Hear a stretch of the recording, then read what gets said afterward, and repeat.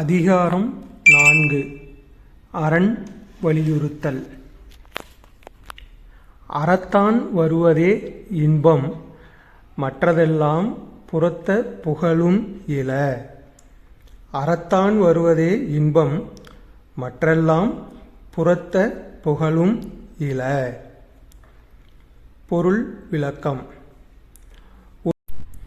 ஒருவர் வாழ்க்கையில் பெறக்கூடிய சிறப்பும் பெருமையும் அறநெறியில் இருக்குமாயின் அவர் பெறக்கூடிய இன்பமானது நிரந்தரமான இன்பமாக இருக்கும். எவர் ஒருவர் அறத்தோடு பொருந்தாமல் அறநெறி தவறி வாழ்ந்து அதனால் கிடைக்கக்கூடிய சிறப்பு மற்றும் பெருமையால் இன்பம் அடைகிறாரோ அந்த சிறப்பும் பெருமையும் அவருக்கு இன்பத்தை தராது. அதனால் கிடைக்கக்கூடிய இன்பமானது தற்காலிகமான இன்பமாகவே இருக்கும்.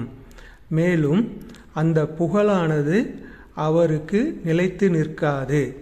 அவர் உயிருடன் இருக்கும் பொழுது அவரை புகழ்பவர்கள் அதன் பிறகு அவரை இகழ்ந்து பேசுவார்கள்.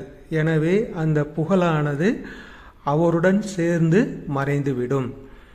அதனால் ஒருவர் அறநெறியில் வாழ்ந்து அதன் பயனாக சிறப்பையும் பெருமையும் பெற்று அதன் மூலம் கிடைக்கக்கூடிய இன்பத்தை அனுபவித்து நிரந்தரமான புகழை பெற வேண்டும்.